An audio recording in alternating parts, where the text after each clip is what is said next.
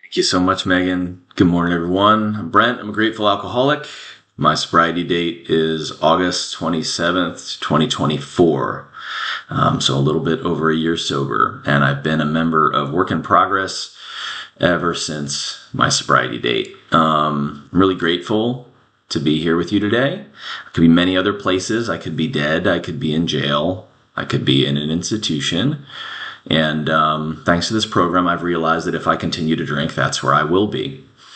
But instead, I get to be here sharing this virtual space with you and this group of beautiful alcoholics. So really happy to be here. My higher power is I choose to call God, and He is good. So a little bit about me. I have alcoholism all over my family tree. Both of my parents are alcoholic. My mom is over 11 years, almost 12 years sober. And my dad still struggles, but he's doing okay. And I'm sharing my progress in this program and hope he gets the promises fulfilled in his life like I have in mine. My mom and my dad divorced when I was 3. Both my parents remarried. Those marriages were rocky, to say the least. Definitely alcohol all over those relationships as well. And at about just when I turned age 12, I moved across the country, or really across the state, but it might as well have been across the country. Moved about 200 miles away. And it was middle school. It was the result of a violent alcoholic marriage that ended in divorce. It ended in my mom becoming bankrupt and basically having to move back with family. And moved in with my aunt and uncle, and felt real depression for the first time for about 6 months. I would cry every night. I would really have trouble, just making it through the day. Was really, really heavy. And I felt like that hopelessness that comes with real depression. And, that was a really important milestone in my life, because I think it kind of started that initial longing for something I didn't have, real love, connection, and stability. And I had really low self-worth. I didn't belong anywhere. I was part of a few different social groups. I did eventually make friends, but I didn't really feel like I belonged anywhere, not with my family, because my family was all split up. Not with any particular group of friends. Even if I did kind of fit in, I would feel anxious all the time. I couldn't really relax, couldn't really be myself. And eventually I would convince myself that I didn't really deserve those friends or family members, that they couldn't really love me, that I wasn't really lovable. But thankfully, I was a good student, and I was a relatively well-behaved high schooler. I didn't start drinking. Thankfully, the risky behavior that I did have in high school did not involve alcohol. When I got to college, freshman year, I lived in a dorm, and the co-eds that I was surrounded by drank like it was part of the requirement to graduate. It was pretty intense. After one particularly bad night, I woke up in the hallway next to an empty bottle of Bacardi 151. And if any of you know what that bottle looks like, it actually comes with, it was a big bottle. It was a handle of it.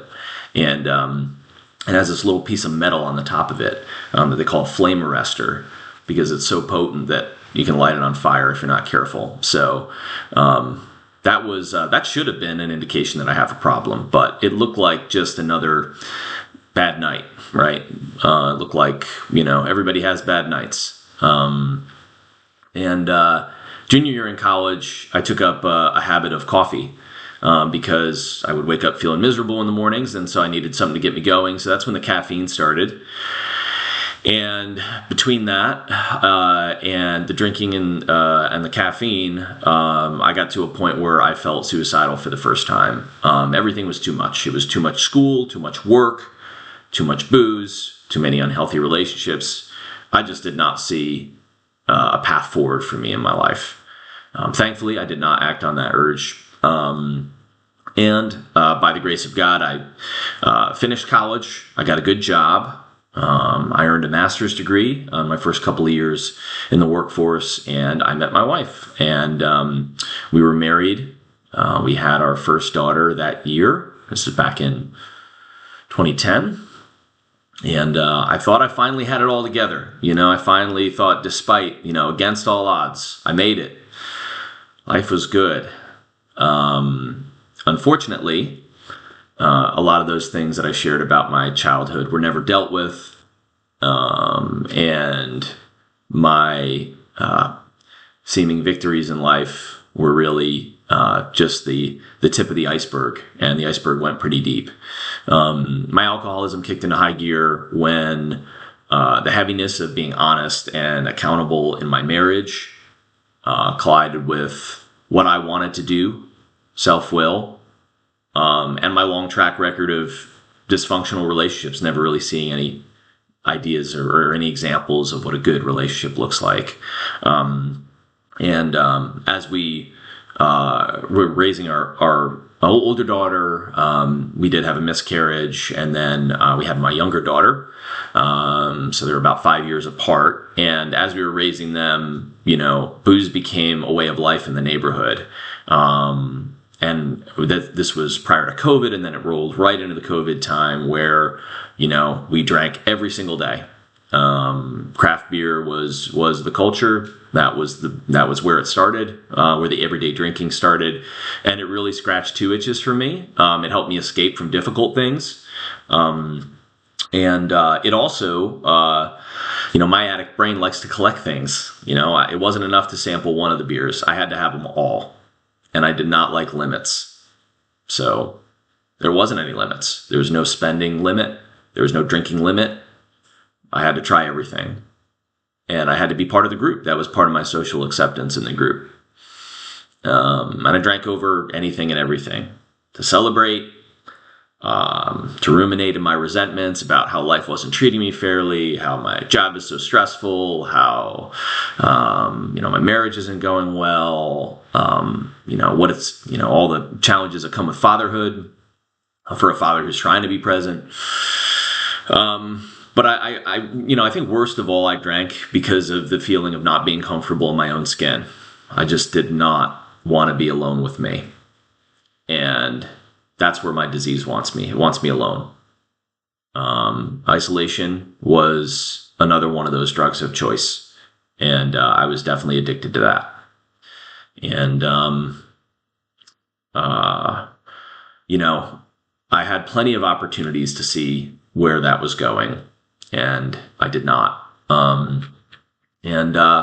Part of that was because sometimes I was a happy drunk. Sometimes I went over to my friend's house for a Christmas party, and my wife took the girls home, and I was still there, and he introduced me to whipped cream flavored vodka, and he's like, "Hey, this doesn't even taste like alcohol." I'm like, "Great, I'll have a lot of it, please." And then I proceeded to clean their house.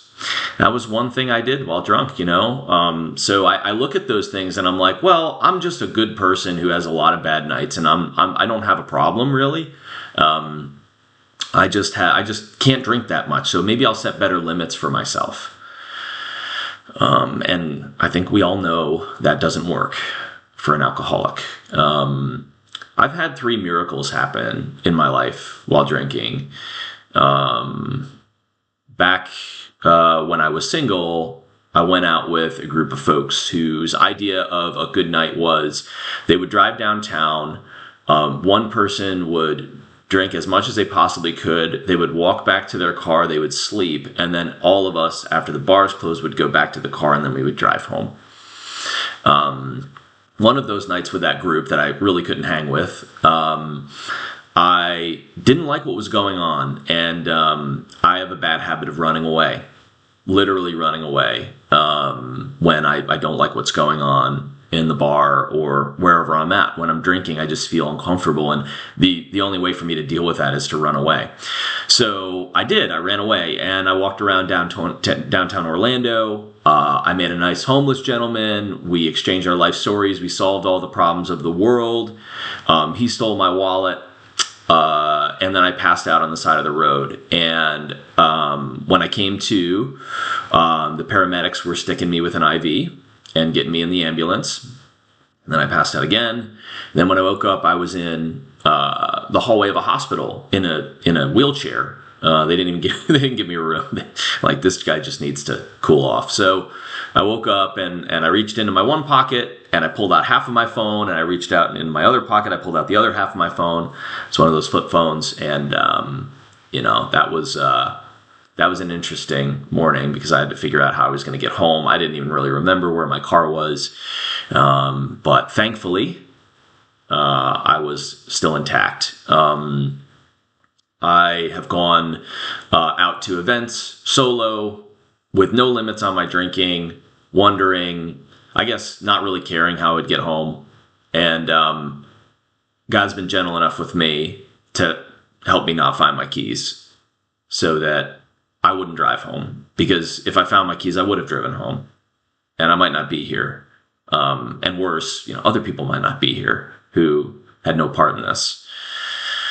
And then my third miracle was being down in Miami for work, wanting to go out, wanting to try to squeeze some joy out of my life because I was super stressed at work. So I decided to get dressed up and go out to a Miami club. I heard great things about the nightlife there and had, you can tell the theme, right? Too much to drink, blacked out. And the story that was told back to me was that there was a woman and her cousin, Good Samaritans, who were walking down the road. They saw me pass out in a bush, and I was nicely dressed, and she's like, "You need help." So they pulled me out of the bush. They put me in the back of their car. I was able to tell them where I was staying, so they drove me back. And I woke up in the morning, and I had no memory of it. And they told me the story. They told me the story about how they found me, and that story does have a happy ending, but I'll save that. So these miracles, having these miracles of being saved despite my attempt to really do myself a lot of harm. I've had some spiritual miracles too, as well, but none of these were enough. I look back on all of that. Those were all spiritual experiences. Those should have been signs that this is too much. You're ruining your life. You're destroying everything around you, everything you've worked for, and, why wasn't it enough for me? I asked myself that question in early sobriety. Why couldn't I have connected the dots? And it's because I'm an alcoholic. Because I think the next time is going to be different. And I had 3 years ago at this point, I had a really bad drunk. And there wasn't anything special about the day. Nothing particularly bad happened at work.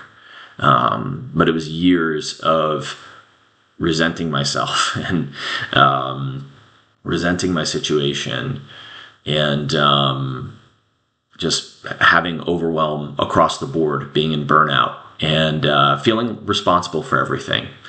Control, right? All of those things that keep me drunk, keep us drunk.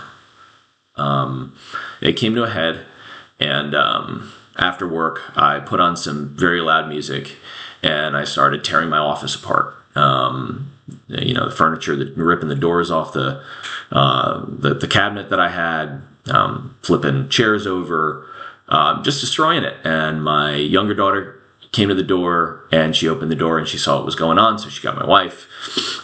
And my wife came to the door, and they saw what was going on. I got loud, angry, aggressive.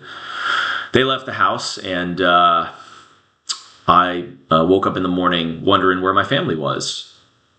I could see what was around me. I could see what was destroyed, but I didn't know where my family was. So I had to piece all that back together. Went and stayed with a friend for about a week. Was invited to come back to the house. It wasn't my first time being asked to leave the house. But I was invited to come back. And then we moved. We moved across town. And I spent 2 years as a dry drunk, resenting myself, resenting my wife for taking away my privilege to drink, resenting my friends for being able to drink normally without consequences to their families. And throughout that 2-year period, I did pick up several times. Each time I would make promises. I'm not going to do it again. This time will be different. I'll be okay this time. I'm only going to have one or two. And the problem with that is after doing that much damage in active alcoholism, those promises don't count for anything anymore. I would drink on business trips because I was away from accountability.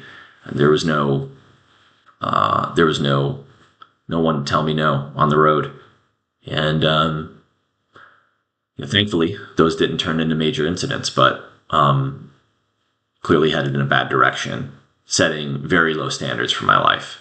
And after one of those episodes where my wife had caught me drinking, she gave me a pamphlet from Al-Anon because she finally started to get help, started to turn her life around and deal with this family disease of alcoholism. And she gave me that pamphlet from Al-Anon that describes the dysfunctional play that we're in, where the alcoholic is the director and everybody else kind of arranges themselves around the alcoholic. And she was the caretaker. And, she asked me what I thought about the pamphlet. And I told her, I'm a problem drinker.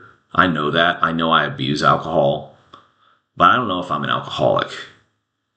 And she got up from the table and she said, "That's it. Like, you're not sleeping in our room anymore. I'm done with this." And that began our separation. We've been separated about a year now. And what I look back on now is that without the floor dropping out from me, to have no other options, to be truly desperate, that was my gift of desperation. And I know without that, I wouldn't have found my bottom. And it was actually pretty clear pretty early on that the healthiest thing she could do was distance herself from me, even though she loved me, even though she had tried so hard and she had prayed for me for so long to get help. And I'm really grateful to her for taking a stand for herself, for her daughters, and forcing me to face reality. Because that's what it took for me. And so when all of my dreams shattered, when all the things I told myself, I will never be divorced because my parents got divorced, and that crushed me. When I told myself, I won't be an alcoholic like my dad, and I won't, and my mom, and I won't hurt my kids, right? I got dangerously close to that. When all of those dreams shattered, I didn't have any other choice. And I'm grateful that this is the group that I found. I thought going to a Zoom meeting would be a little bit more gentle than showing up into a room. And I'm glad I did. The first meeting I showed up here at Work in Progress, I had the courage to introduce myself. And when I did, and when the opportunity to share opened up, I unloaded. I went way over that 3-minute limit. And I poured my guts out because I needed help. And I knew that everything in my life was about to change. And I needed help. I didn't know what it looked like, but I needed help. And I've been told so many times throughout my life, hey, it might do you good. I was told by my therapist, you might want to try a 12-step program. He was very gentle with it. He wasn't like, go do this now. I wasn't court ordered. But it was very gentle. And then my mom has 11 years of sobriety. You'd think that, and I've gone to meetings with her. I was at the meeting. I was there for her last drink with her in person up in New York. And I went to meetings with her and I saw her being surrounded by love, by honesty. It was incredible the support that she got in the room, but that wasn't enough to get me here. So I finally showed up for myself. I finally showed up. I stopped showing up because I made promises to someone that I would do it or out of guilt. I showed up for myself, and I've never looked back. And I've been to a lot of great meetings. I went to my first in-person meeting was at the Fairbanks group in Winter Park, meet Sunday evenings, and I met a guy there named Pete. And when he shared, he had everything that I wanted. He was divorced, but he had 2 daughters, and they were, successful adults. And they had a sober dad to rely on, to really be able to trust. And he would say really profound things to me, like, if you don't drink, you can't get drunk. Okay. And he'd ask me, have you had a drink today? And I said, no. And he said, then you're doing fucking great. I needed to hear those very basic things. I didn't know how to live life. I'd spent a long time trying to pretend like I knew how to live life. And he helped me. And there's so many great groups here in Central Florida, and I'm so grateful for the sobriety. I think about how lucky I am to get sober here in Central Florida. We have it going for us here. So what have I learned in early sobriety? I've learned that I'm an alcoholic, and I'm an adult child of alcoholics, and I'm codependent, and I'm working on all of that. And I've learned that the destructive side of me really needed to die. The work that I've done in this program has been trying to embrace what's good about me, but trying to identify what's not useful and get rid of it.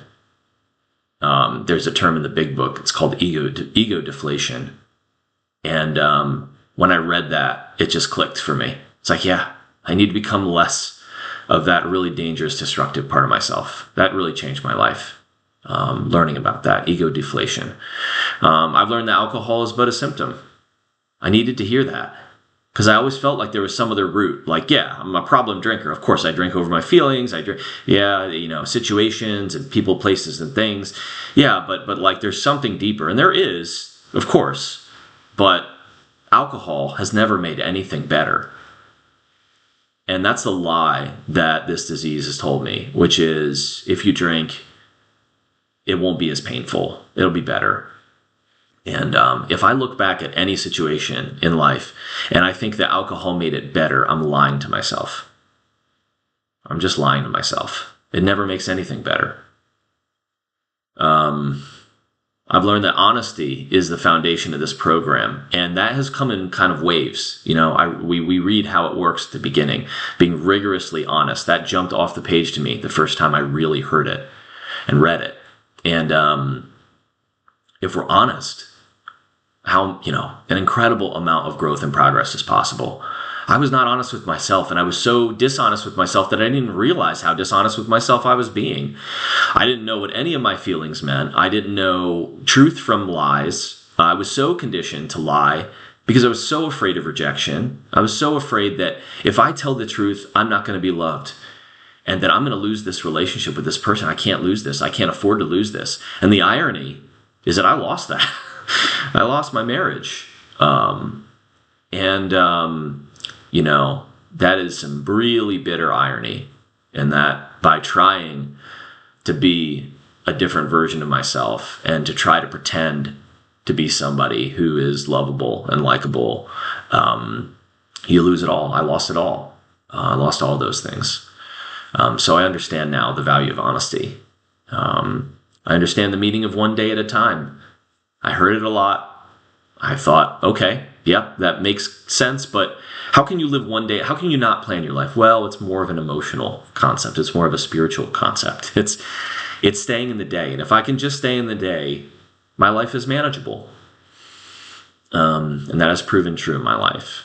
I've learned that my disease wants me dead, but it will settle for me alone and miserable. And I've heard that from many of my fellow AAs, and I appreciate it because it's true. Deadening pain with alcohol also blocked my ability to feel real joy. There might be elation, there might be chaos, which I loved, but it won't be joy, and there will always be regret. There's a lot of isms in this program. I wrote my own. 3-2-1. The 3 most dangerous words in my vocabulary are woe is me. The 2 most important words to me are let go and the one thing that can wreck my sobriety is control. And I have to practice that every single day. Remind myself that I am not in control of other people, really anything other than my actions and my words and some of my thoughts. That's it. That's all I got. My relationship with my higher power, that's up to me to participate in as well.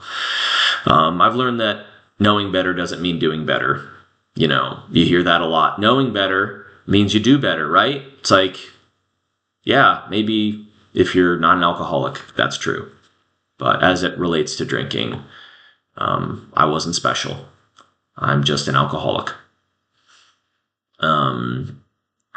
One of the things in early sobriety that really changed the trajectory of where I'm at right now is at around 4 months sober. In December of last year, I had the chance to share my story at the Pass It On group in Longwood.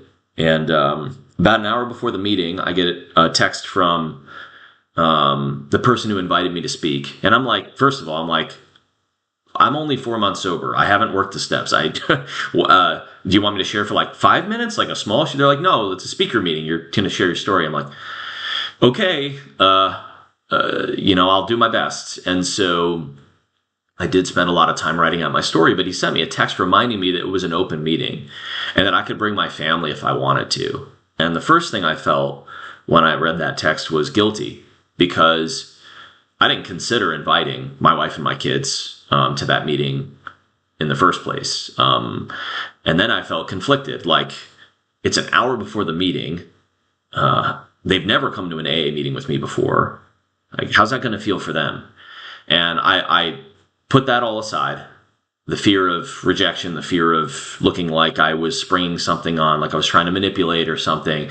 I summoned the courage to ask. And my wife and my daughters ended up joining that meeting, and they came with me, and the room was pretty full, and they got to hear a version of this story and how alcoholism has affected my life, and what I'm learning in early sobriety. And that was a priceless moment for me. At that time, there was no hope for me. I knew I was getting divorced. In fact, that day was moving day. So I left that meeting, and Freddie, who I think is on the meeting, he went with me and a couple of my uncle and my cousin, and we went and moved out of my house into my new house. And that was an emotional day. I got a chance to start the process of making amends. And there was a gentleman next to me, and after I got done sharing, our conversation went towards living amends. It's not just an apology. It's asking what you can do to make it right and what you need to be doing every day, even if you can't make it right.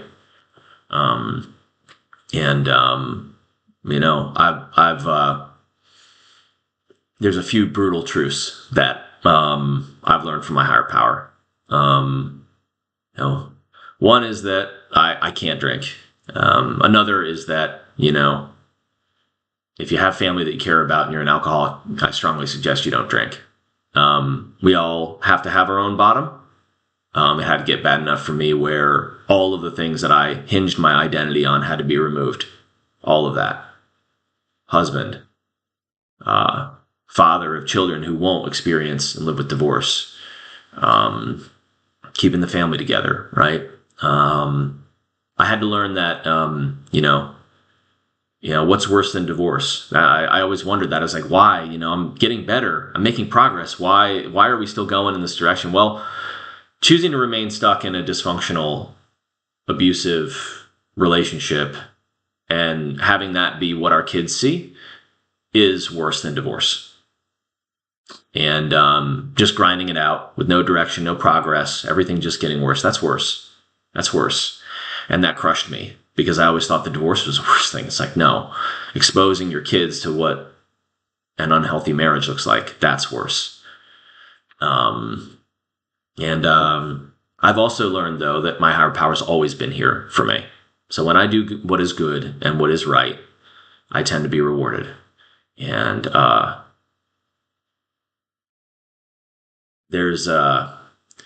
when I was writing my story, I was looking for a way to convey like how was my sickness, and I call it the 4 Ds: denial, deception, destruction, and despair. That's what I was living in. And then I've learned that there is a solution to that. And it's my relationship with my higher power, helping to keep me sober, but also helping to help me recover emotionally, which we learn in this program. And I saw how long my higher power has been by my side, how deep their love is for me, how wide it is, how much it applies to every aspect of my life, how gentle it's been, and how long 40 years I've resisted. I feel like I've been in active resistance for as long as I can remember, surrendering and trying to give up control and realizing that I can't do this on my own. And that's what this fellowship of AA has given me. My first year of sobriety here, it's been an adventure. I'm really thankful that my urge to drink has been removed. That was not the hard part of this program for me. It's been staying sober. And a lot of my obsessive thinking has been lifted, which is a huge blessing. I've worked through steps 1 through 7. I'm working on 8 right now, and the inventory of people I've harmed. And I can just say that the freedom that comes with working the steps has been amazing. This program has given me tools to manage my life, to make it manageable again, to get unstuck from where I was. I have a solution. I learned HALT in this program: hungry, angry, lonely, tired. And today, if I'm hungry, I eat something. And if I'm angry, I exercise or I listen to music. And if I'm lonely, I call someone. And if I'm tired, I take a nap. I do not beat myself up for what I need. I do not see those things and ignore them and say, no, that's for the weak. I go through with it, and it helps. This program's given me my reconnection with God. Most days I start, almost every day, I start the day in prayer. And when I don't do that, I restart the day in prayer at some point. Chairing a meeting on Friday mornings here at Work in Progress for 6 months, that was such an important part of my recovery. It gave me something to look forward to hold myself accountable for, to want to be a part of this group. I mean, this is where my soul heals, right? This group. This is where I've gotten on my feet in recovery, but it's really where I've learned the most about myself. And I've found true friendship in this program and love for my fellows. And, I've seen miracles happen. I've seen miracles happen in the lives of some of the people in this room right now. I've seen miracles happen in my own life. And this is where I've learned to feel a sense of belonging, to be able to be honest, to be able to feel connected. This is a very special spiritual place. And because of this program, I don't have to do anything. I get to do everything. I get to go to the beach today with my family. I get to have hope that maybe there will be reconciliation. I get to have hope that if that doesn't happen, that's the way it was supposed to work. I can't imagine ever being there. I can't imagine being able to accept all those outcomes. It's incredible. And so when somebody asks me, how are you? How are you doing? Thanks to this program, I can honestly say, without any sarcastic remark or any cynicism in my voice, that I am never better. I've never been a better version of myself. I've never been a healthier version of me. And there's still plenty of thoughts about having a drink. There's still plenty of opportunities to build up resentments, but I have tools to handle that now. I'm so grateful for you all. I'm grateful for my sponsor. I'm grateful for this amazing program. I'm grateful for Bill Wilson and Dr. Bob for laying the early foundation for so many millions of people to get help in this program. And my gratitude overflows, as some of you probably know. So I have no idea what God's plan is for the rest of my life, but that's okay. I'm excited more than I'm scared about that.